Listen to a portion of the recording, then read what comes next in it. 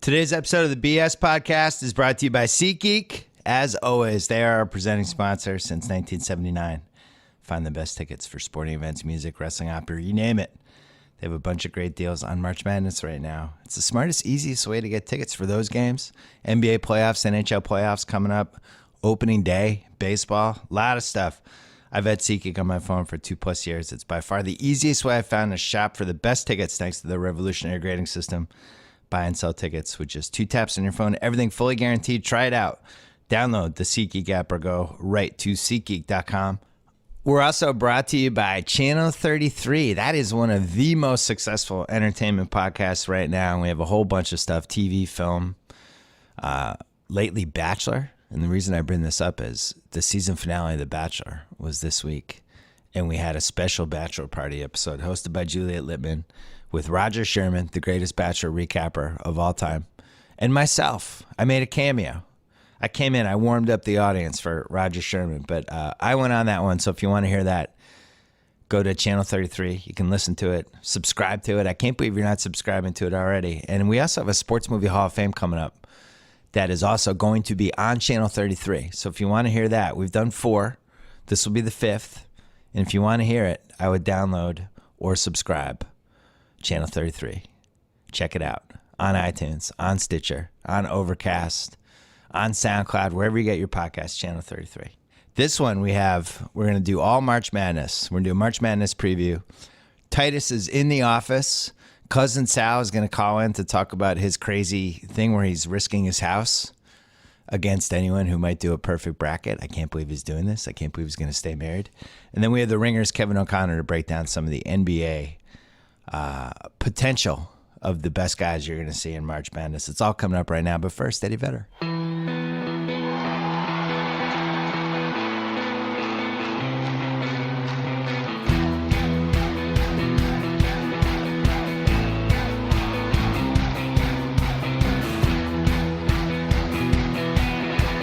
All right, we're taping this on a Tuesday afternoon, so if anything dramatic happens, don't blame us. Mark Titus is here from The Ringer.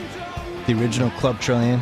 Now he's just Mark Titus. It's like when a wrestler dumps their first nickname. Yeah, I remember the first time I came on with you, I got a lot of crap for it. I was very bad. I didn't have my reps, as you like to say. Is that true? Yeah.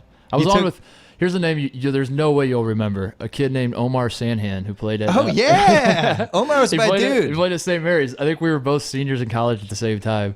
And he and I both came on like the same pod. Not together, but we were both on the BS report. And then the feedback was, Omar, cool dude, like that guy. And I was like, that Titus kid, could do without him. So hopefully we do a little better this time. What was the feedback? When you say there's feedback, like on message boards? Was there even Twitter back then? Twitter was back then, yeah, because this was like 2010. So I think I had a Twitter account. I don't know. I was like 22 and I was trying to be funny, and I still get. Now I'm 30 and I'm almost 30 and I'm trying to be funny. So you're not 30 yet. You like keep adding years to your own life for some reason. So we've known each other forever. Mm-hmm. I reached out to you. You were on Ohio State at the time. Yeah.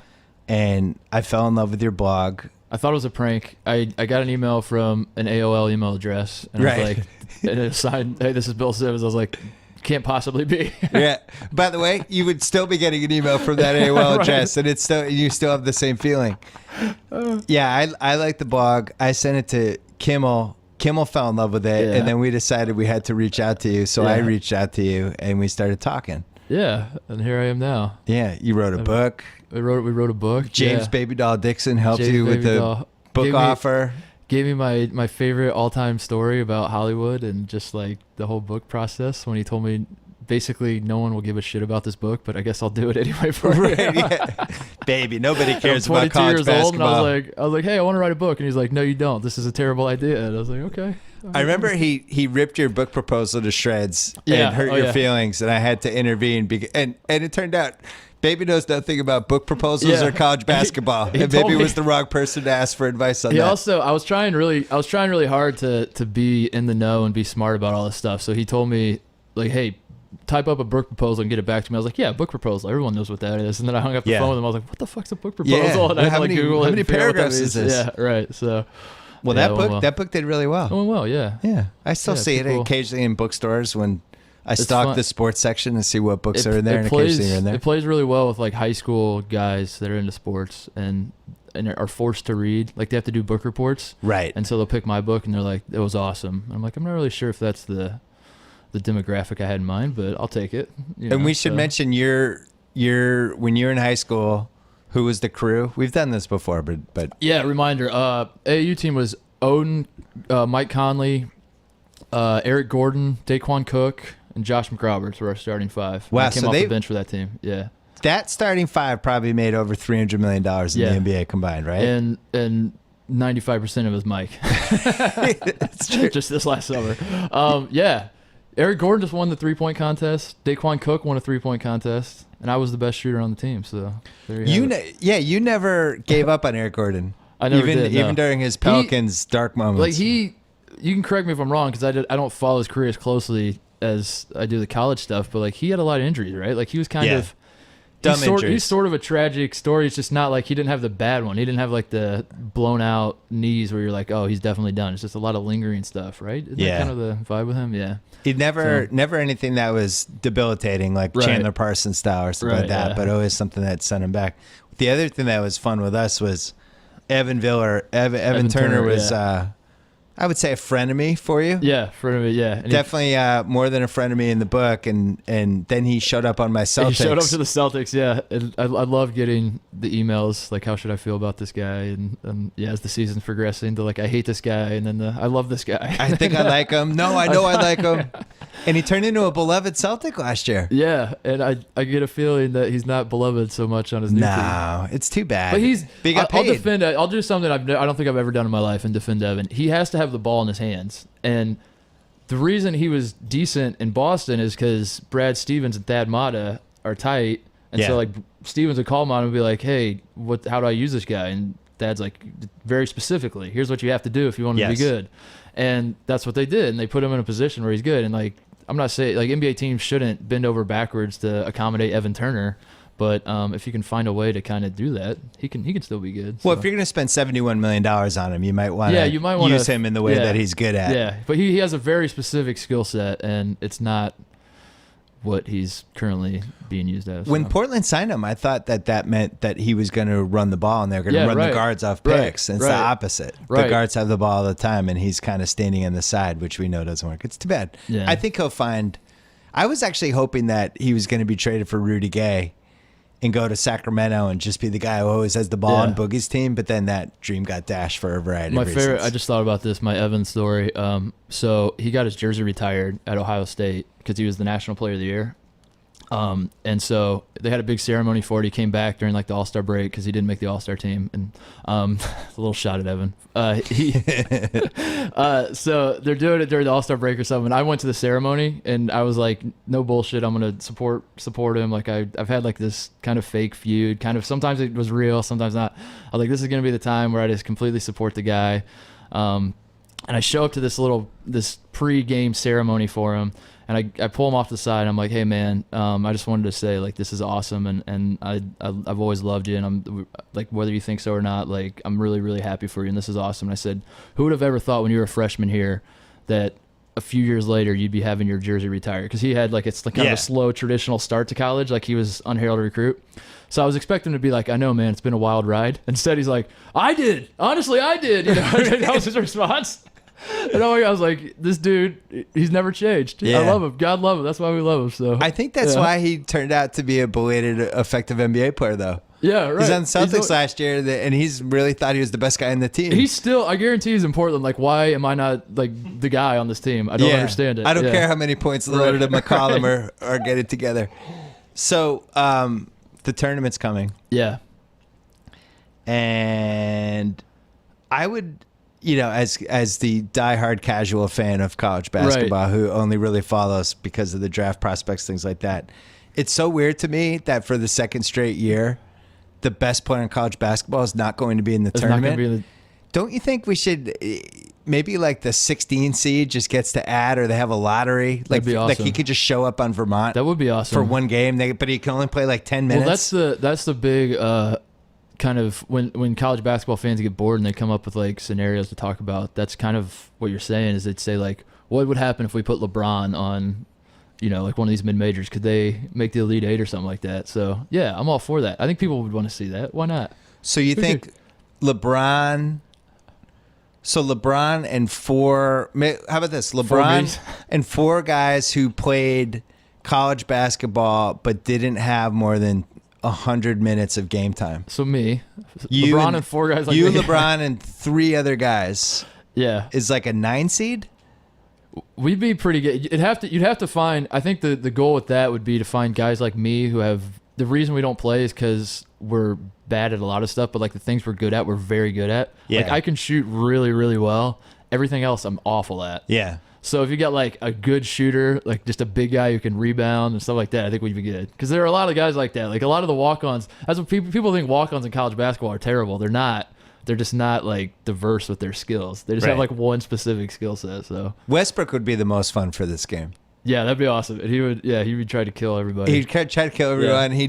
Nobody in college would have ever seen anything like it. But yeah, so not having Markelle Fultz is a bummer. It is a bummer. But there's a lot of good college players that I'm excited to see. I've really been impressed by Tatum, and I never want to like Duke guys, but the guy's just a good scorer. He's a very good scorer. He's had an interesting season. Just kind of like at the beginning of the year, Grayson Allen was Duke's best player. Yeah, like he was preseason player of the year in college basketball. So he was the guy. And then they start playing, and Luke Kennard starts becoming the guy who like is going to be. I think he's going to be a great NBA player as well. He's a sleeper who's suddenly not becoming a sleeper because I think people can smell it. So Luke Kennard becomes the guy, and then Jason Tatum this whole time is like, when do I get to become the guy? Because I came here to be the guy. Yeah. And so he's kind of just done it himself and said like, I'm okay. You guys can try to do your thing. I'm going to do mine, and it's gotten to a point where it's you can't ignore like what he's doing. So, you know what's crazy about that, and then we're gonna go to Cousin Sal and come back to this.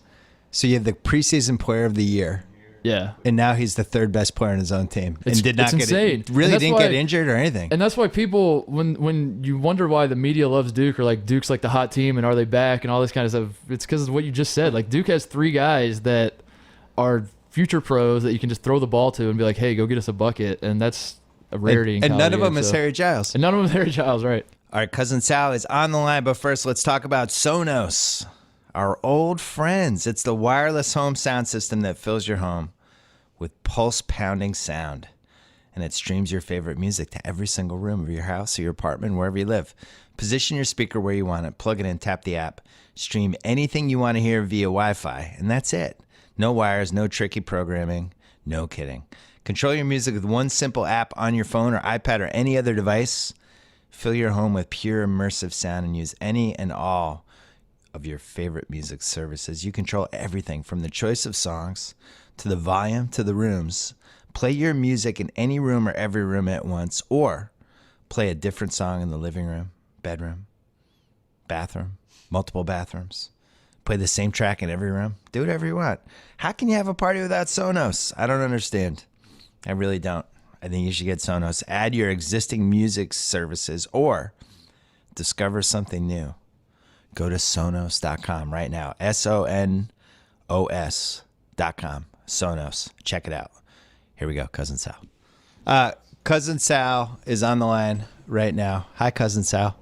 What's happening? Who do we have here? I don't even know what's going on. Mark Titus is in the studio. We just told the story about when Baby Doll got his book proposal and told him it was terrible and really hurt his feelings. And Mark Titus was like 22. He's like, this is terrible. You got to rewrite this. This is not a book proposal. You'll never find a new career. This is not for you.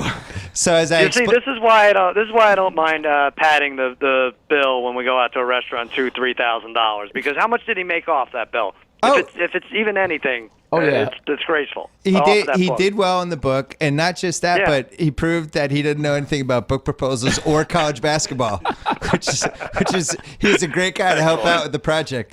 We were talking about Duke, Sal, and just can you work your magic and bet on Duke to win the title so we don't have to actually watch them work the title, because you're on the worst gambling streak anyone's ever been on in the history of mankind. Yeah, it's pretty bad. I'm about to lose something even bigger. But I like SMU. Have you guys talked about that? I think that's a nice 6 seed that could upset Duke. SMU could upset Duke. That's a good right. They're a scoring machine. They're like 30 or 40 to 1 to win this whole thing, and that would be my mid to long range prop pick. I think if I had to go with one. We're just going to talk about that about long shot bets. SMU 30-1, by the way. 30 But to before 1, we do, you have the longest shot bet anyone's ever done. You told me about this. I got frightened for you. I told you not to do it. I was scared. I was scared for your marriage and your family, and you did it anyway. Yeah. So tell the audience what you did. Right now, you can go to cousinsalbetsthehouse.com or si.com and fill out a bracket. And if the winningest bracket gets $25,000, but if you're able to fill out a perfect bracket, you get to keep my house. Right. You get That's fair enough, right? You literally get your house. You've bet your house that nobody can have a perfect bracket. You are the same person who single-handedly won the presidential election. You single-handedly inspired the Cavs to come back from a 3-1 deficit. Against a 73-win team. Yeah, against 73-win team. You were on the wrong side of the greatest Super Bowl comeback ever, not even close. You were on that side. And then there was one other one. Well, if you want to count this, I had La La La Land. Yeah. And you had La La Land. And they did win. And then, as it did. turns out, I just found out from your dad, you had Team USA in 1972 when they thought they won the gold medal against the Russians. You were 1.5 years old, but you bet somebody in preschool and you lost that. So it's really an amazing been a banner win. year. Yeah, I told him to keep his mouth shut about that, but yeah, he had to make it public. Yeah, I tell people it's like 9.2 quintillion to 1 to fill out a perfect bracket. But if it's going to happen against anyone, I'm your guy. Titus, I forgot. This is how crazy things are. I forgot. I had Northern Iowa over Texas A&M up 12 with 48 seconds left, and they lost the game in overtime. Oh yeah, you remember that? Yeah, that was last March. That wasn't that long ago. That was amazing. Yeah, I remember so. when we did the Grantland Live a couple times in 2012 and 2013, and Sal's like, I just bet no buzzer beaters for day one or whatever. And I think it was the first game there was a buzzer beater. It just immediately It was definitely that first round of games. Yeah, and I'm doing it again this year. Wise ass, minus 150, no buzzer beaters. I'm going with it. If there's any time left on the clock, if they inbound the ball, I'm still alive. Yeah, that's for the Thursday-Friday game. What is fun about that bet? What is fun about betting against a buzzer beater? Titus, why would you what's cheer more for fun that? than a buzzer beater? Right. Why would you cheer? I don't know. That's here's what's fun. I don't have to check every game until there's like 2.5 minutes left. So if I'm on my phone or doing something else, that's nice. And a lot of these are they're out of hand anyway that early on. But yeah, it's not really that fun. I don't know why I do it. I'm trying to think now. Well, Sal, is your wife, is she happy about this bet the house thing or no? Has she reached out to your wife? I mean, she's furious with me. She wasn't talking to me yesterday, and then she made an announcement that she's just going to marry whoever. She's not leaving the house, and she'll just marry whoever moves in. Had an incentive to get a wife out of this. She had after the rules. A wife and a house. Yeah. Get to be a stepfather or a stepmother, whatever you end up being. So exactly. Sal, one talent you do have with gambling is a spidey sense for when somebody is becoming a little too popular as a trendy pick. Are we sure they're good? As the people like Corolla and Daniel and some of our friends, they start gravitating. You know those people, Titus. Who is that team this year? Who is the trendy, we have to stay away from that team because Corolla likes them team? Well, it's weird. I know you talked enough about Duke, but it seems like an 8-loss team is getting a lot of heat for, they're 6-1. They're favored to win this whole thing. It's like, all right, they haven't put together 6 good games in all year, I don't think. I mean, maybe there's a little run a few weeks ago, but I know what you're looking for, and I think it's mid-Tennessee State. I think they're overvalued here. I think they're giving, they started, they were getting 1.5, and now they might be giving 1.5 or 2, and they play against Minnesota, and I think Richard Pitino has his team ready.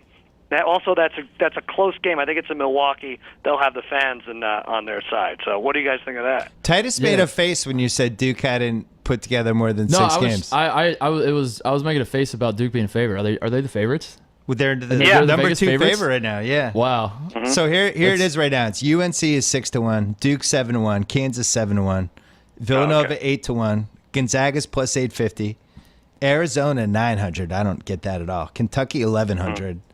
UCLA 1,200, and then it goes a little higher up to Louisville. But the teams that have lottery picks and guys like that are Kentucky and Duke and UCLA, and that's usually when there's more than a couple on the same team. That's usually an indicator. Yeah, Duke's problem.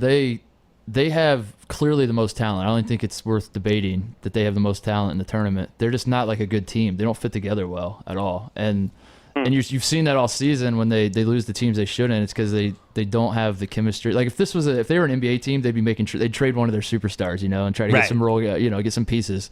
So, and then the other thing with Duke coming back, like they're hot, like Sal said, they won the ACC tournament, all that. But if you actually watch those games, they're down like 15 in the first half in all these games, and they have to scrap and claw their way to get back. It's not like they're steamrolling these teams by 20 and playing really well. So that's going to be, and they don't have a point guard. They don't play great defense. They just the way they win is they overwhelm people with talent. They're like, we have 9 McDonald's All-Americans and 4 future NBA players or whatever it is they have, and you don't, and so we're going to beat you. And that's how they do it. So. Hands everywhere, every play on defense, hands flying around, and they make their free throws, and that's usually how it happens, right? Sal, Tate hosts a podcast with Titus. You've dealt with Tate a lot.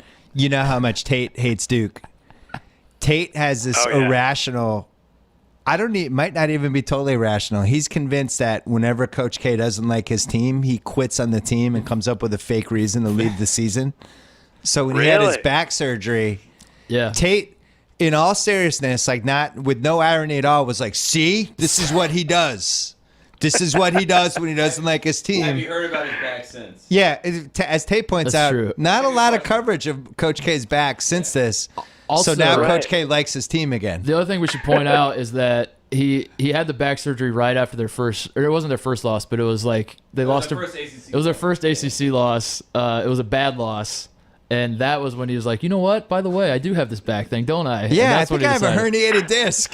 He never does this when they're rolling. And he's like, well, we're rolling, but unfortunately I got to step away for back surgery. So the Duke resurgence combined with Duke beating UNC 2 times in a row and then winning the tournament. Tate's I mean, you've seen good Tate. Tate's surly. Like he's just I was just going to say, I didn't think he had a mean-spirited bone in his body, and this is what Coach K is, what brings it out of him. And it's just Duke. It's when JJ Redick was here, and Tate was just not friendly. It was just flat out like not very friendly to JJ Redick. And at some point, I brought up the UNC Duke thing, and then JJ Redick like thought I was kidding at first, but then Tate wasn't really joking. Yeah, and he loved it, and he started kind of fucking with Tate about UNC a little bit, and it was great. I loved it. It was the best. Yeah, UNC and Duke is the number one rivalry, I think, in any sport. I think that's the most hatred. I really do. I don't like Yankees Red Sox doesn't have the same hatred anymore since both sides won. I'll chime in and say part of why Tate hates Duke so much is because Duke is clearly better. Like maybe Duke doesn't hate Carolina because they're better than Carolina. Well, now it's like a condescending. It's like, oh Duke's yeah, you guys. Is there a rivalry? We didn't realize. Yeah, we're too busy kicking your ass like to notice. The we Yankee have rivalries with everybody. The Yankee fans did that to us for 100 years. Yeah, I hate that. Yeah. Tate was also telling me the other day how he hates Northwestern because you guys work with 3 or 4 people from Northwestern. No, 3 or 4. It's like 100. Everybody. It's a whole staff. Yeah. Carolina wouldn't be able to face them until the Final Four. That's a shame. That would have been fun if they got knocked off by Northwestern. Tate's had it with Northwestern. If Chris Collins goes from Northwestern to Duke, Tate might just take him out in his automobile or something. Just get rid of him. Yeah, I think this is all good for Duke haters because there's too much Duke title momentum right now. There's no college rivalry with that much hatred other than, I mean, they're number one, right, Titus? As far as like a national scale, yeah, they're number one. Kentucky, Louisville is kind of... Oh, that's up there. Yeah, that's 1A, 1B. The one that like you guys don't want to talk about and don't care, I'm just going to say it because the fans will kill me if I don't, is Cincinnati Xavier. That is... I've gone to a Cincinnati Xavier game, and I saw like an old man with white hair put his hands on the neck of a 14-year-old boy because he was wearing a different colored shirt. And I'm not going to say which team was which, but yeah, like that guy, that was the most heated thing I'd ever seen. But no one cares about it because they're not that great of teams, but... If you're the old man, please call in now if you're still alive. Because we need to know which here's team our number. there. UCLA and USC is a really good rivalry, and there's real disdain on both sides, but not like at the the level of the other 3 schools. Like Kentucky and Louisville, if you told a Kentucky person, we can frame Rick Pitino for something, and it probably won't get traced back to you, but there's a 90% chance it won't. Are you in? They'd be like, I'm in.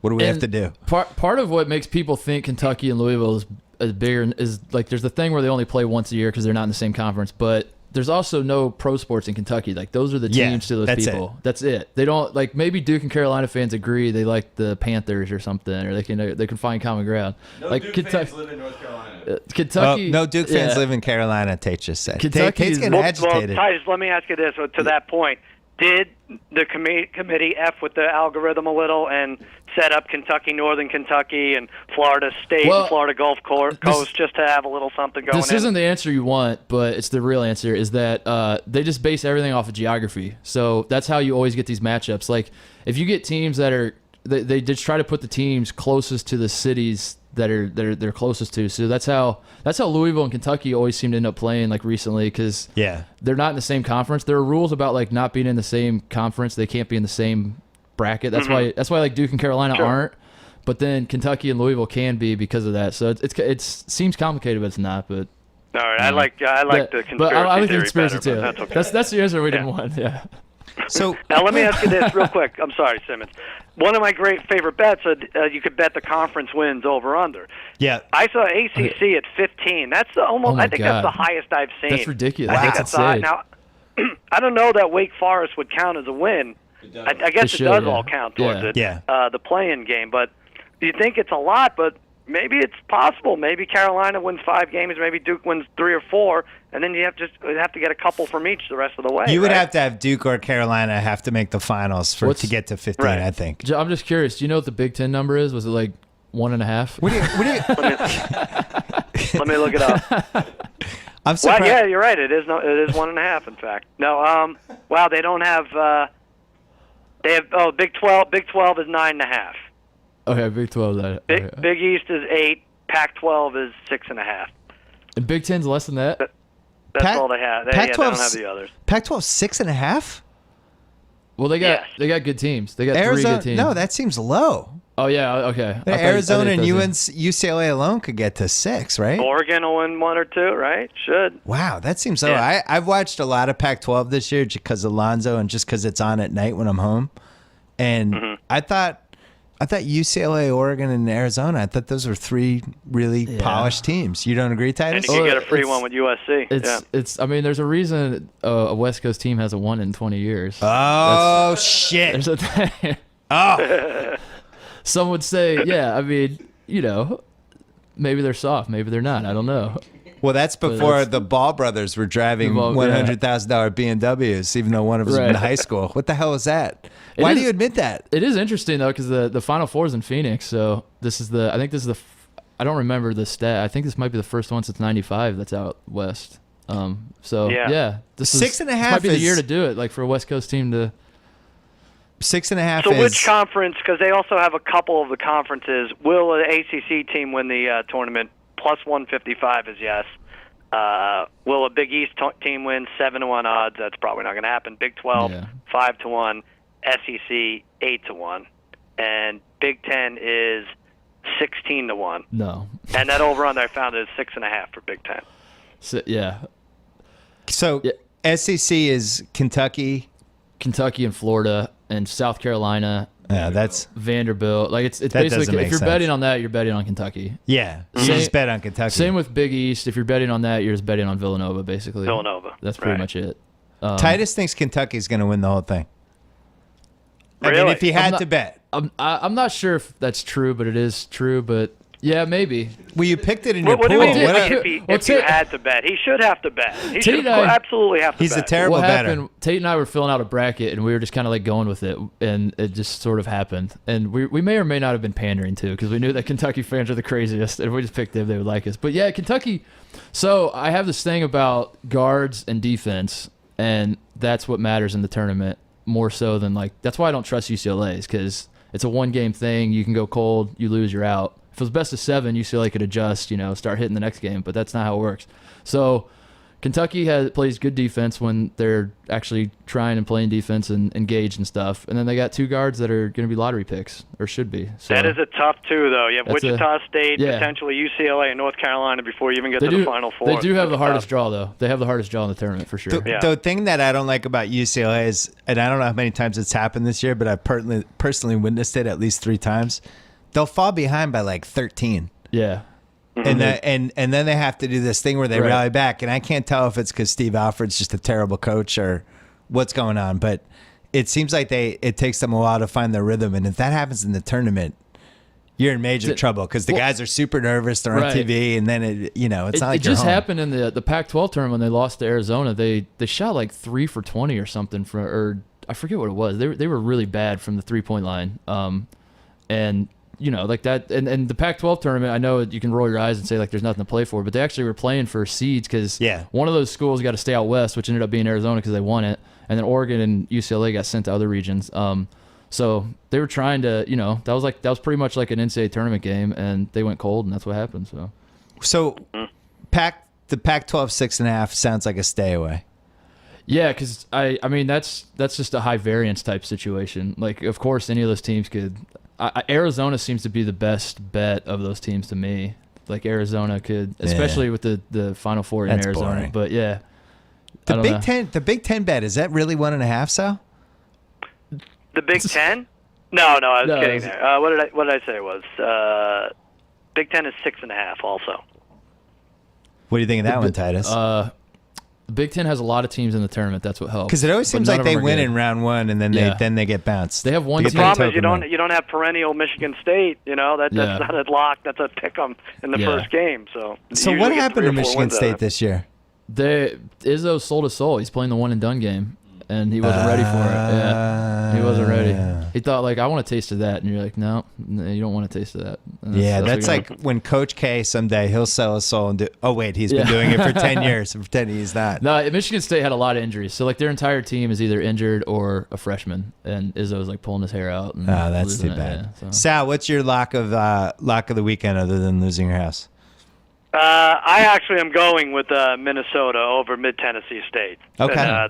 That's a Thursday game. For all the reasons I gave, I think Mid Tennessee State is overvalued here. They take care of business against the weaker squads, but Minnesota's decent. I've seen them before.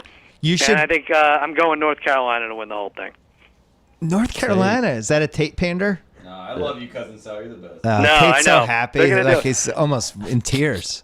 Tate, I think if there's ever been a 1 seed that's been undervalued, aside from the Gonzagas of the world that people don't latch on to, I think it's North Carolina. I really do. I think he played a little possum against Duke. I go back to the. What do we think of that the theory? Regular season playing game. possum. Yeah, under the radar. Yes. Oh. Sal, does it bother you that Carolina has beaten one tournament team away from home, like since Thanksgiving? You made that up. You made that up. That's Did it I make that up? because it's fake. It's fake news, fake so news. it doesn't bother me. It's fake news. Because I crunched the numbers. They're gonna have to beat tournament teams away from home to win this thing. They're gonna have to do that. Yeah. What about? Yeah, I know. What I go about coaching here. I've been screwing with Tate about that. what about the defending champs? I like Villanova. I would explain Villanova as the Cavs of college basketball, not just because they won it, but they seem to just be in this mode of where they like do just enough to get. They're like all season they were just doing just enough to get a 1 seed. Yeah. They had a great record, so it wasn't like they were losing games they shouldn't. But they never really had like those moments of like, holy shit, Villanova, like this team's unstoppable. They're just kind of going about their business. So yeah, I mean I like them. It's I don't think they're as good as they were last year, and that sort of was worrisome. But Kansas is another one that's kind of everyone's bored. They kind of peaked from an interest standpoint 3 weeks ago, and now they're under the radar. Yeah, I think I could see Nevada, Iowa State winner taking down Kansas. See, that's what I mean. Wow. They remember that 3 weeks ago they were unbeatable. Yeah, well, Kansas, they're sort of the same way. They've had a ton of close games this year. They win them all, which is it's better than losing them, I guess. But they're still in a lot of close games, playing with fire. 4-guard lineup for Bill Self. That's kind of new for him.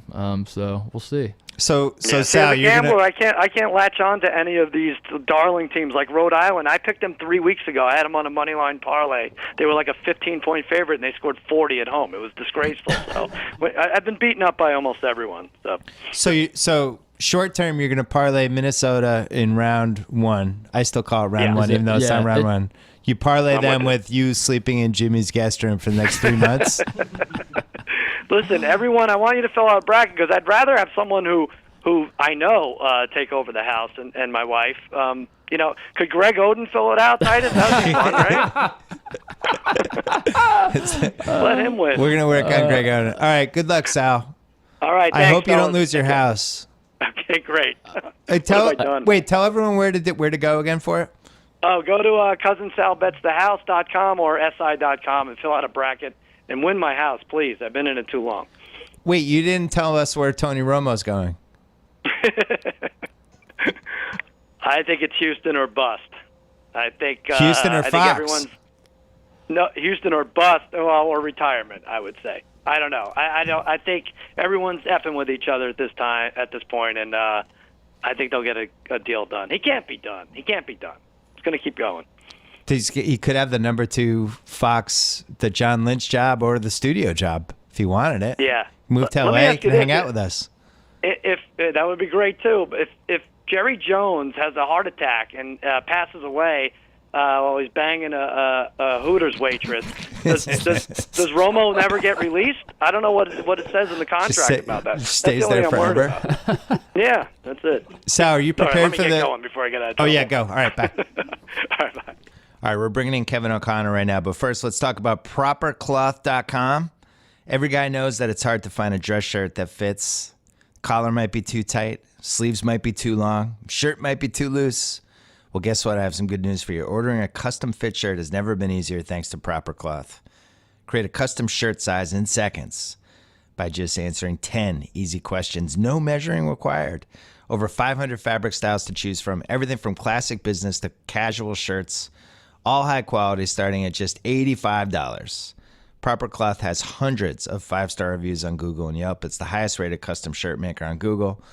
Find out why GQ calls them their favorite online custom shirt maker. Go to their easy-to-use website, make a custom profile, even order from your phone. And by the way, Proper Cloth guarantees a perfect fit. Remakes are free. The Proper Cloth team makes it super easy to do. Stop wearing shirts that don't fit. Look your best. Go to propercloth.com/BS and enter gift code BS. That happens to be my initials. But if you enter gift code BS, you save $20 on your first shirt. Again, propercloth.com/BS. Gift code BS. All right, let's bring in Kevin O'Connor. All right, we're back. Don't ever forget Cousin Sal's always the best. So you want to talk about Gonzaga really quick? Well, yeah, I think Gonzaga's the best team in the country, which I'm sure shocks you and anyone who doesn't really pay that much of attention.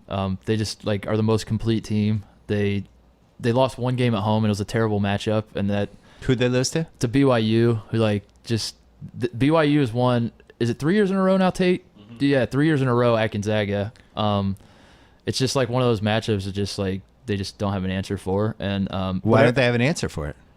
Just the way their style of play. BYU is just kind of up and down and bombs threes, and they make them because they're excited to be playing Gonzaga, and Gonzaga just. They're also very sexually frustrated. Yeah, they're sexually frustrated. I mean, there's no sex on that campus. So, but I think a lot of people love to hate Gonzaga for some. The comparison I'd make with WrestleMania season around the corner. Gonzaga's like the Roman Reigns Oh. of college basketball. They're they're being pushed to the top. People don't like it. You don't deserve your place up here. So to that, I would say I think they do deserve it, and I don't know. People look for reasons to hate them, and they lost a game, but it wasn't. It wasn't damning for how they lost to me. So Well, I wonder during the same year that a black contestant made the Final Three in The Bachelor, if Gonzaga making the Final Four. There's always been parallels between the two runs. Yeah, Gonzaga. There's this narrative that Gonzaga gets a 1 seed every year because they don't play anybody, and then they lose in the second round, and that's happened once. It happened a few years ago when Wichita State beat them, but otherwise they're actually not usually that good. They usually get a 6 seed and then lose when they're supposed to. They haven't been upset in 8 years, or they've been upset once. They've been upset once, the Wichita State game in 8 years. So I believe in Gonzaga. I don't necessarily think they're going to win it, but plus they're tested every year against those tough Australians from St. Mary's. St. Mary's just gets the best of Australia every year. Yeah. Straight St. Mary's has 7 Australians on their team. I And can't believe it. they're It's all like unbelievable. great guys to hang out with. Did you ever have an Australian at Ohio State? We had a Serbian and a Greek, and I think that was it.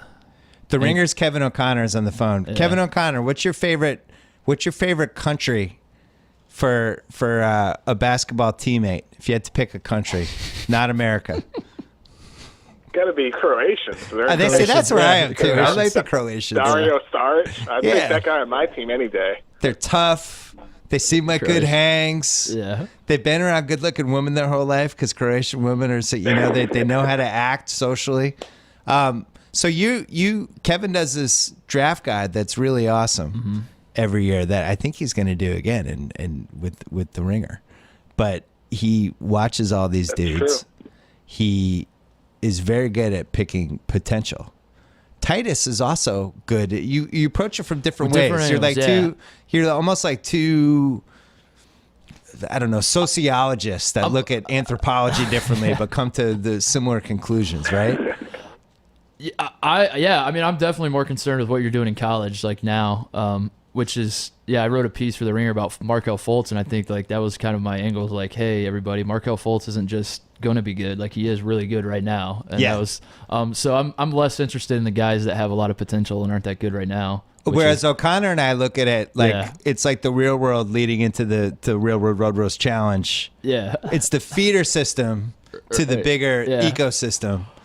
Although you're probably in the middle of those two worlds, O'Connor, because you love the college too. But this is, you would say, unquestionably the best class of, the best tournament class of talent that we've had this decade, or was there another year that you like more? It's pretty damn good. I think it's probably the best one that I've done over the last 3 or 4 years.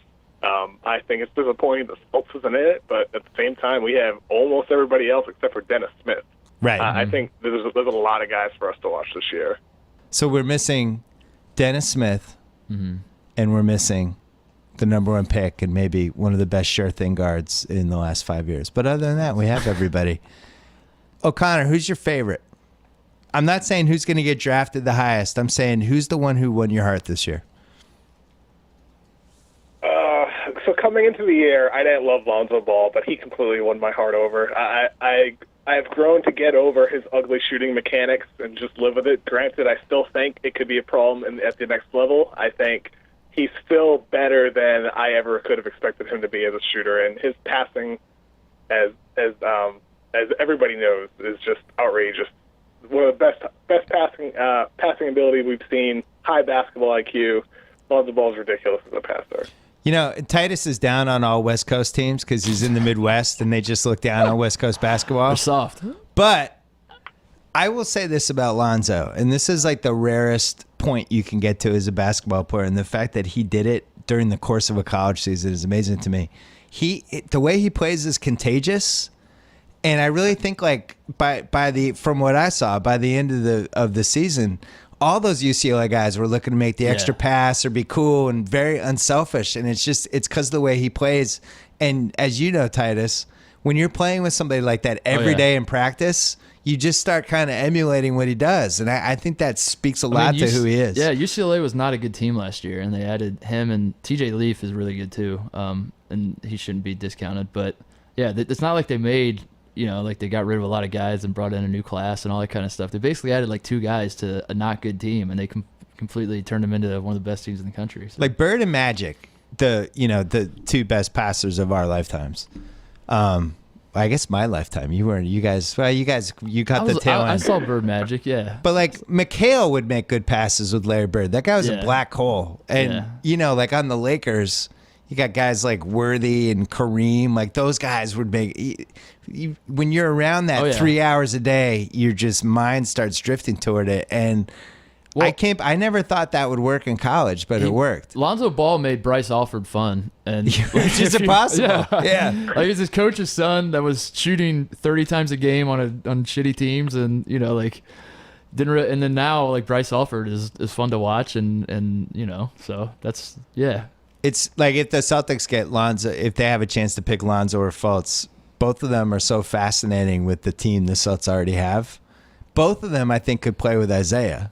and I think they would bring totally different things to the table. But Tatum on Duke is somebody that's really kind of emerged / evolved over the last few weeks. And O'Connor, you compared him to Danny Granger and a couple other people, but I really like the Danny Granger comparison. Danny Granger was great. Before he got hurt, he was 25, 26 a night. Do you think Tatum could be 25, 26 a night in the NBA? Yeah, I think he could be, and I think, over the past 2-3 weeks or so, we've definitely seen that. At the beginning of the year with Tatum, I mean, he was injured at the start of the season. He had to integrate himself into Duke's system. It's not like they made him the guy right away. He kind of had to find his own way. And I think with that first impression, he kind of soured in a lot of people's eyes. But at this point, I'm kind of just forgetting about that just because of the circumstances he had to deal with. And I think the guy we're seeing now is kind of actually who he is. And will he carry that on through the tournament? We'll see. I just see a guy like with Granger. He can create his shot in any way he can. I think Granger was a great shooter in the NBA, but if you look at his early college numbers, he wasn't a great shooter then either. And Tatum has a ways to go, but I think his shooting is easily projectable. What about my dude Malik Monk? Are you still as high on him, Bill? Yeah. I am convinced that you talked about how Duke had a team that, although they had the wrong pieces but a lot of talent and it didn't quite fit together. I just want to see Malik Monk with the ball. And I know Fox played well in the tournament. And Fox is very good. I get it. He's very good. I get it. He's left-handed too. Don't you love left-handers? I do. I also like point guards that can shoot, and That's I'm true. not convinced he can shoot. Yeah, he can't really shoot. When I watch Monk, I just feel like he'd be unstoppable if you revolve the offense around him. And I know we'll probably see it at the next level in some form, but there's been halves that he had this season that rank way, way, way up there. You're talking like 30 points and a half. Like, that doesn't happen in college. I'll step in and say you haven't seen every half of his though. And no, he'll disappear. Yeah. No, he does. I've seen it. And it is not Calipari's fault or Fox's fault. It's Monk's fault. And my other concern with him is when he's not making shots, he kind of shuts down on every other facet of the game. He gets stand in the corneritis. Yeah. I noticed. I was on the SEC network watching them play shitty teams, kind of hoping he'd get hot. Where do you stand, O'Connor? I mean, I'm with Titus in the sense that when he's not scoring, what else does he do for you? But at the same time, to kind of play devil's advocate to that, you could have said the same thing about Devin Booker in college too, because he didn't run any point. So if Monk wasn't with Fox, maybe when he wasn't scoring, he would be taking on more of that playmaking role. I think he does have more of that ability than he's actually shown, because as we've seen with a lot of Kentucky guys, they don't always get the opportunity because there's so many good players on those teams. Fox is the point guard, so Monk isn't going to have the opportunity to do that. I think it's there for him, but at the same time, to that point, I still do have questions about what else he does when he's not scoring from the outside, because he doesn't make it up on the defensive end either. Mm-hmm. Well, we live in an NBA world where Houston is going to average 43s a game this season, and I think there's like 8 or 9 other teams that are averaging 30. I know he can do that. Not to mention the heat check part of it. It'll be interesting to see where he goes because, as we said, this draft's loaded, and Tatum versus Jackson is going to be the 3 or 4 spot, right? Who do you like? Jackson a little bit more, right? I like Jackson. I like them both. It's hard. I like Tatum actually probably more as a college guy. I think I like Jackson. Jackson seems more versatile to me. But again, this is like going back to like how I watch the sport. Right. Like it's not. I'm not. I know. Really I'm obtaining your love right now. I don't really project to the league, but like Jackson. The reason I like Jackson more, if I do, which I'm starting to kind of love Tatum how he's been playing, is just that Jackson sort of changed completely how Kansas plays. He's made Bill Self go to a 4-guard lineup, which is just crazy to hear myself say that out loud because Bill Self is just like his old school inside outside coach. So the fact that Jackson's guarding big dudes and then stepping out and hitting threes and slashing and all that kind of stuff like that stands out. He's got a weird looking jump shot too, though. Well, let me ask you the important question. Since you've played basketball your entire life, who would you rather play with? Definitely Jackson. You're in pickup. Definitely Jackson. Who would you rather play with, Monk or Fox? Oh, Monk. Because I get Monk. I feel like Monk is like better, like a much better version of what I am as a player. So I get him. I would totally understand. Like he'd hit a couple, and I'd be like, okay, we have to get this man the ball. Yeah, That's my pet heat peeve. check. When you're playing pickup and a dude's hit like 2 or 3 in a row, and he doesn't shoot it the next time down, you should never be able to play in those games again. Like whoever organizes the game should kick your ass out. I was at my son's 9-year-old basketball game. They were in the semifinals, then they lost in the finals. And there's this kid on his team who just got hot. And it's funny how the heat check can happen at any level. And this kid got hot, and he made like 8 straight baskets over the course of like 5 minutes. And I just screamed out, heat check! And everybody thought I was an insane person. Nobody got it. It went over the heads of all the California moms. Yeah. They're like, why is this person yelling heat check? Kevin, who do you like more, Tatum or Jackson? I'm kind of Tatum slightly over Jackson right now, but in many ways it's a coin flip and largely dependent on the situation. I think Tatum has higher potential as a go-to scorer, but at the same time, Jackson has shown flashes. Like he can pull off step back jumpers and create space for himself. I just see Tatum as the better shooter, and that's a big thing for me. I like both of them a lot though. Like they're 3, 4, 4, 5, definitely in the top 5 for me. I think I could also see Tatum being good and Coach K taking like an inordinate amount of credit for it. And, you know, when he's on the Olympic team, Coach K, who will never leave the Olympic team. Like I knew with Jason during the 3 weeks I coached him when I didn't have back surgery. He's gonna leave the Olympic team if they lose a game in pool play. Then it's time for another back surgery. Who's your most underrated player? That was funny. Who is your most underrated player in the tournament who's going to become more of a household name for casual college basketball fans who love the NBA and are scouting basically right now? Does this need to be a guy on a team that's going to make a run, or can they lose in the first round? Give me both. Okay, a guy who's going to lose in the first round, Justin Patton from Creighton. Mm-hmm. I like him a lot, especially in a year without a lot of big men. He hasn't shot a lot of threes, but he has some touch from outside. He's explosive at the rim, so I think you put him in like a 4-out offense and let him be a rim runner. He can do that. He's super raw defensively, but he's shown a lot of flashes on that end. I think he's going to really, really impress people. And then really, with a team that might make a run, Maybe Miles Bridges if Michigan State wins a game or two. I think because he's such a highlight reel waiting to happen with his dunks, but he also does more than that. Like he's a way better shooter than I ever expected him to be. I don't know if they've tweaked his mechanics this year, but he's not a great shooter, but he's definitely above average at least. I think he's a guy that could really maybe rise up from the late lottery into the mid-lottery range if Michigan State makes the run, which I'm not quite sure if they will, but I wouldn't rule them out at all. And Luke Kennard's already surging, right? Oh, Luke's awesome. Yeah. Okay. I have him like ranked 14th, so I think he's like late 20s in a lot of people's eyes. But I think that guy's awesome. His ability to score from each level, he's developed his handle. I think he can run a little bit of combo guard in the NBA, and I don't see him failing at all, despite his lack of athleticism. Tate just said that he's going to go back to Duke next year because he's a coward, and that's what Duke people do. They're just all cowards. He's going to stay there 5 years.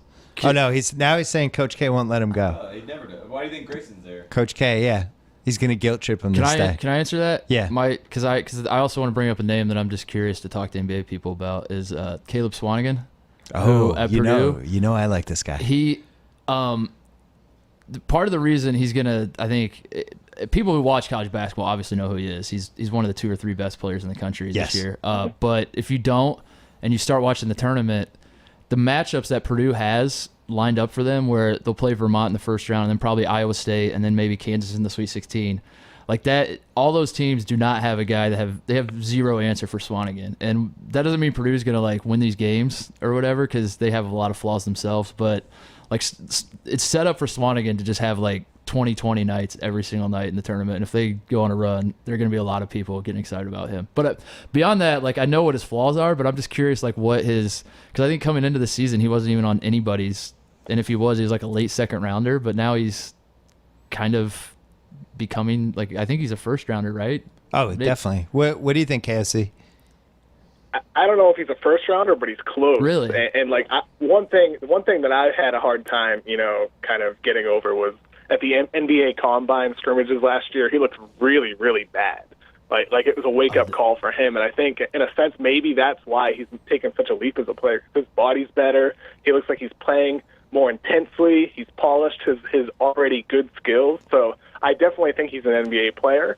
I still don't view him as like a mid first round pick, maybe a late first round pick. Yeah. I do like him quite a lot, though, especially after last year's nightmare at the Combine. The jump he's made has been really impressive. He's terrible defensively. Yeah, I was would say that, we were talking about it last night. I was saying if he's playing the 5 on an NBA team, all they're going to do is try to get him in a screen and roll where he has to go with the other guy, and now all of a sudden he's got to guard a point guard. But I also feel like I should mention he's not terrible defensively in the way that a lot of guys that are terrible defensively are bad. Like, he tries really hard. Right. He's got a great work ethic. He's just not like the foot speed and that sort of stuff. That's a start for a lot of guys, though, having that work ethic. They can get by as long as they're working hard and hitting their rotations.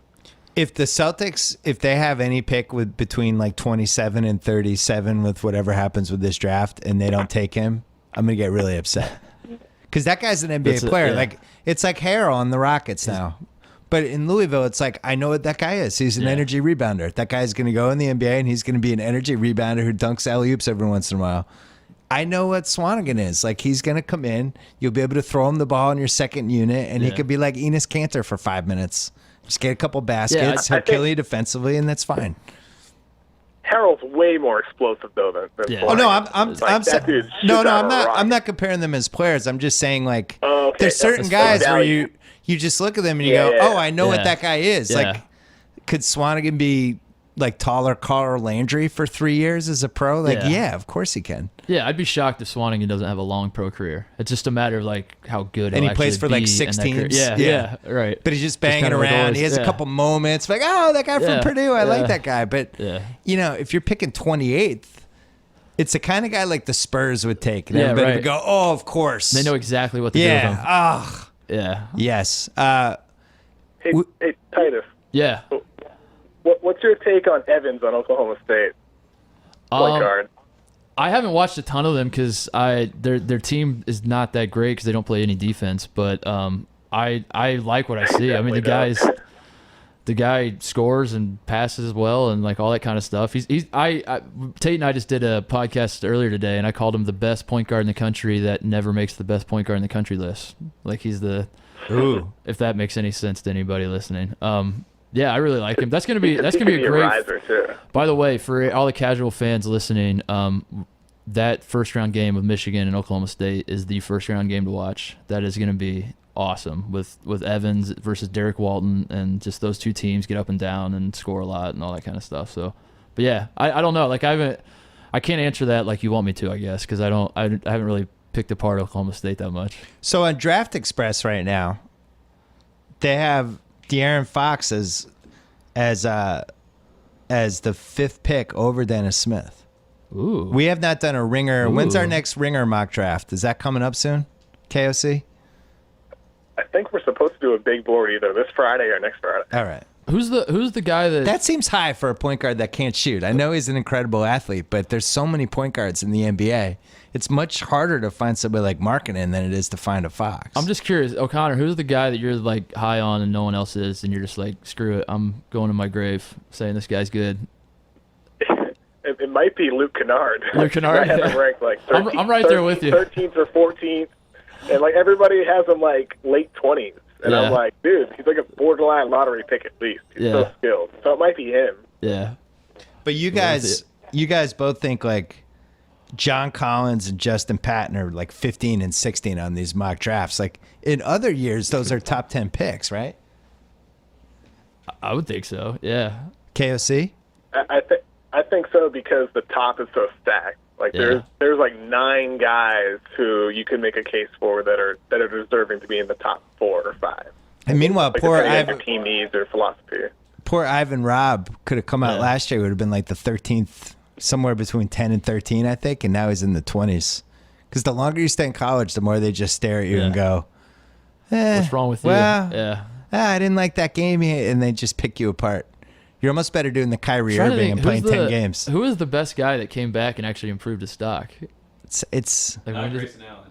Yeah, not When does that Grayson Allen. happen? No, it's Like a guy not great. who was like maybe lottery or fringe lottery and was like, you know what, I'm gonna come back so I can be top 10 lock or top 5, and then Doesn't actually work. that doesn't I ever mean, happen, does it? allegedly they stay for the education. Yeah. I don't know. I don't know how that's going to work out for them. But KOC, do you have a pick for us For for the tournament? Is there a team you feel strongly about, or are you just looking at players only? Yeah, I'm all about Duke this year. Sorry, Tate. Wow. Duke's my team. I think they can beat you in so many different ways. Oh man. I think Tatum's on a roll right now. I think Gosh. Kennard's going to stay hot. I think Grayson Allen's a little bit better than he's been this year. I'm going with Duke. So Sorry. here's the thing with Kentucky. If the Fox thing, if he just gets hot, Yeah. and now he's the alpha dog in that team, but Monk is now positioned as this totally overqualified number 2 who at any time can get in a heat check, or if things go wrong, he can take over for a half. That's a pretty enticing combo for college. The thing about Monk, he's not gonna not get his. Like he's not. It's not like Fox is gonna be the guy and Monk's gonna be like, okay, you be the guy. Like he's still gonna get his up. And so he's, if the scenario you're saying plays out, yeah, Kentucky is nuts. You know why I'm not picking Kentucky though? What is that? Because Coach Cal's a terrible game coach. He is. Kentucky basketball, Matt Jones, everybody. I love you guys. I support Bookie to the death. Calipari's not a good game coach. He's just not. Nobody's ever been like, wow, Calipari pulled all the strings in that one. They were losing it. Like Calipari versus like Brad Stevens during the Butler era would have been one of the biggest mismatches of all time. Yeah, I'm just gonna nod my head. And again, like Kentucky fans, It's fine. they're He's a great rabid, yeah. recruiter. Yeah. He's awesome. As a game coach, he's really, really, really spotty. He just is. What was the year? What was the final when they made the finals that one year? It was one of the years where the guys were underneath the court, which I always hate when they have the raised court and the raised court and the guys are sitting underneath. And it was like, I honestly felt like he panicked in the last 5 minutes. Like he gets this look on his face. They lost the 2014 title game to UConn. Who was that? Yeah. UConn beat him. That's what it was. He got outcoached by Kevin Ollie, which is all that. He got outcoached by Kevin Ollie, and he had a look on his face of like he was kind of overwhelmed by the moment. And the thing I've noticed with him, and maybe this will fade as he gets older, but in moments of real adversity, he looks tense. Like he doesn't look like I'm the calm guy. Like he actually, like the pressure, you can see it. And I always wonder if that transfers to his players. In Cal's defense, Titus is terrified right now. I'm not terrified. You don't want to mess with I'm the trying to Kentucky figure out people. the best way to. I'm saying in Cal's defense, he's not trying to win games. He's trying to get guys to the league. That's his. He's trying to be a media mogul and get his guys to the league. That's all he's. That's And all the he's coaching. doing. He should run more pick and roll then. Yeah. That's the part. I mean, you have Bam and you have 2 guards who can get to the rim whenever I want. I can't even believe they have an offense. I would just run pick and roll the entire time. Yeah. The worst to me was the 2015 team that was undefeated, and he was doing the platoon thing all season, and just the terrible. hubris with that, where he's just like, no, we're going to do this. It's going to work. I'm going to show you. And they play Wisconsin and in the Final Four, and he still had that attitude of just like, no, like Wisconsin needs to adjust to me. My team's undefeated. And I was like, Wisconsin's pretty damn good. You should probably adjust to them. He's like, no, I don't need to do that. I'm just going to do my thing. And then they lost, and that was awful. Well, so. before the Kentucky fans get mad, I just want to point out that Rick Pitino is probably my number 1 least favorite person in sports. It's either him or Roger Clemens. You'd play for Rick Pitino. I though. can't stand Rick Pitino. I would never do anything for Rick Pitino. I wouldn't loan him my last $5 if he needed it. Just one recruiting trip, you'd play for him. No way. No way. That guy destroyed the Celtics. I will never forgive him. Oh, that's true. Yeah, I always he forget traded about Chauncey Billups after There's always 50 games. He was a snake oil I salesman. remember this. Oh yeah. Oh my God! And his team hated him, and He's bad. And he came and with all this bullshit, and he gave this big lecture about, you Bird and McHale and Parrish aren't walking through that door. I was like, fuck you, dude. You know hate that guy. Patino's bad because you can make fun of him all you want and call him a sleazeball and stuff. And Louisville fans are just like, yeah, you're probably right, but he wins games. We like him all right. Like I hate they Pitino. They don't defend him. I don't really hate anybody. I'm talking like sports hate. I sports hate Pitino so much that I also root against his son, and I'm going to be rooting against him in round 1. Yeah. Like anybody related to him, I root against. I just can't stand that guy. So anyway, I'm pro Kentucky. I've never really watched Kentucky and been impressed by the coaching. But as we talked about earlier, it's not like there's a lot of rocket science scientist coaches. That's one of the things I'd say that NBA fans kind of overvalue or overemphasize when watching college basketball. That like these guys are great coaches and these guys aren't, and like that's definitely a thing. Like there are good coaches and bad coaches, but it's not like. Yeah, coaches very rarely win games in college basketball by being just like so much smarter than the other guy. And then there's Brad Stevens. Coaches can lose games in college basketball, but they very rarely are like, and then there's Brad Stevens. You would have Brad Stevens. You would have been a second-round draft pick if you played for Brad Stevens. He would have found a way. He would have been like, listen, this is what Titus does well. Let's just get him off screens. It's going to go great. Yeah. All right, KOC, enjoy the tournament. I look forward to reading your next Ringer big board. What is it? What are we up to? 4.0? Something like that? 5.0 is next. 5.0. All right. Did you get nailed by the blizzard, by the way? It wasn't as bad as anybody, I think, expected it to be. But, I mean, it's still a pain in the ass. Oh. But it's not so bad. So it was the John Calipari blizzards? It's a lot of fuss, and it turned out in the huge moment, it didn't totally come through. All right. Thanks, KOC. Pretty much. Hey, thanks, guys. All right, Titus, parting shots. Yeah, parting shots. Duke, hot team, most talented team everyone's going to pick. Carolina's kind of like Carolina's the pick that everyone's going to make that they think they're smarter than, like, because everyone's going to do Duke, so the people that are like, actually, I know what to do here. I'm going to do Carolina. That's kind of the pick. I would say Gonzaga is better than probably every single person listening to this thinks they are. I'm not saying they're going to win. I'm not saying they're going to the Final Four. I'm just saying Gonzaga is actually very good. If there's a one seed I don't really trust, it would probably be Kansas. I really like Louisville. Louisville's a good team. I like Kentucky. Kentucky's a good team. So some of those, yeah. But guards and defense, that's my parting shot. If you're looking for a champion, look at guards and defense. And on the Teed Up podcast on Ringer University, you guys are going to be going with little micropods. At the end of each night, right? You're in LA. That's why you're here. That's why I'm here. I came out here. A little time zone difference helps out. To miss it, we're excited. To miss the weather and the games. See, when I was in college, way back when in the 80s and early 90s, they always had the late game. That was freaking awesome. It was like the West Coast. It started at like 11 at night or 10. And so you'd have to stay up for it. But in college, it was the best because there was some game on at like 1:30 in the morning. They don't really do that as much anymore. I think what's the latest the games go here, Tate? Like, it's like 9 o'clock here. Yeah, we get over 9 here. 9:57 East Coast. Hey, one thing we do need to talk about before I go is Gus Johnson.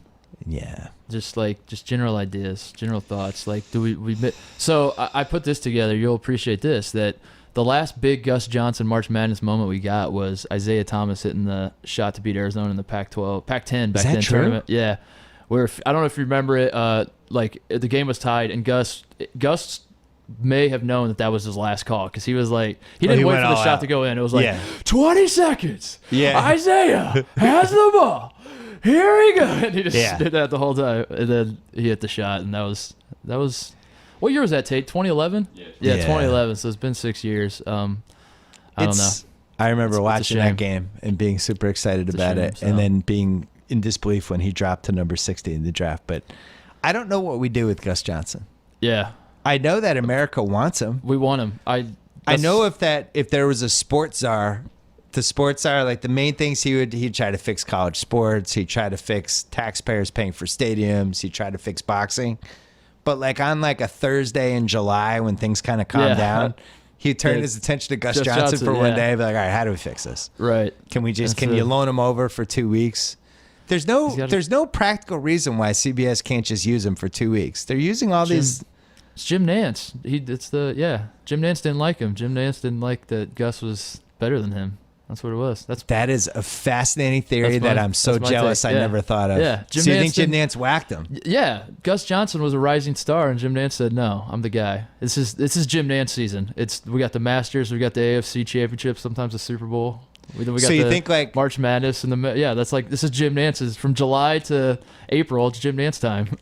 So you think he's at like his kid's birthday party and some parent comes up to him and be like, hey, man, I love that Gus Johnson. Yeah. And Jim Nantz is like, what a moment. What a bad moment for me. And then just took it personally. I could see that. I like that theory. That's right there. Yeah, so we got to find a So way. Nantz is like, either he goes or I go. Yeah, right. But the mistake was they should have kept Gus Johnson. Absolutely. But Nance has got the Masters to do, the football to do with Phil Simms. They provide a lot of great commentary on that together, as we know. Can I throw out... Can I throw out he's not Gus Johnson? Yeah. I'm not putting them in the same sentence. It would be like comparing Tom Chambers to Larry Bird. But I do think Harlan is good. Harlan's very good. I like having Harlan on these good. college games, and I feel He's like awesome. Gus's corner is represented at least. It's almost not the same. Harlan's so good, it's almost bad because then it reminds you that he's not Gus. Right. You're like he's great, and then you're like, oh, but he's not that one guy that was. Yeah, but Harlan's great. The thing that Gus has, even when he does the games now occasionally, it's just like you want the game to be. Yeah. You want it to be tight with 30 seconds left. And as you said, like his voice will start 20 seconds to go. And he's already ready to shoot his wad. He can't wait. It's so amazing if you go back and look at like if you think of an NCAA tournament moment that was awesome. Like this just happened to me the other day. We were prepping for our podcast talking about Vermont, who's back in the tournament, and they beat Syracuse in 05 on an insane Remember on that? Yeah. And so we're like going back trying to relive the moment, and it's always Gus Johnson calling it. No matter what the moment is, it always seems to be Gus. He's like a magnet. Yeah. Yeah. Anyway. Now you made me sad. I know. I didn't mean to do that. I just wanted to get that out there. I don't want people to forget about Gus. We need to keep this going. We're trying to get Gus back. Let's make in March this our Madness. corner after the this is our tournament. thing. We can bring him we gotta back. Find a way to do it. So the Teed Up podcast is on our Ringer University podcast feed, and you guys will be on there with these little micropods every day throughout the thing. We've already put up some good stuff on there too. Yeah, so if you want to we've been catch having up, fun. 68 teams in 68 minutes. Yeah, you we guys did that today. one? We did a little scouting report, all 68 teams. If you want a little 1 minute check that scouting out. report for that, and then you're also writing for the Ringer too. We're doing that. Yeah. What'd you rate this week? You did a little tournament. Just did a little break? bracket reaction. Okay. Little teams that got screwed, teams that didn't. All right, That sort Mark of thing, Titus, so. good Yeah, to it have was you in fun. person. We did it. I'm sorry the baby doll doesn't want to do your next book or any book. All right, that's it. Thanks to SeatGeek. That's our presenting sponsor. Don't forget to download the free SeatGeek app or go to SeatGeek.com. Thanks to Sonos, the smart speaker system that streams all your favorite music to any room or every room. Control your music with one simple app. Fill your home with pure immersive sound and do everything wirelessly. What's better than that? What's better for a holiday party? Add your existing music service. Add your existing music services. You might have one, you might have multiple, or discover something new, but go to Sonos.com right now, Sonos.com right now. And don't forget, Channel 33, I was on the final episode of Bachelor Party, along with Roger Sherman. If you want to hear that, and if you want to hear the upcoming Sports Movie Hall of Fame podcast, check that out. Zach Lowe, thanks again for his first appearance in 22 months. That's the previous BS podcast. And we have a professional sports owner coming up on the next one. We have one more podcast this week. I won't tell you who the owner is until then.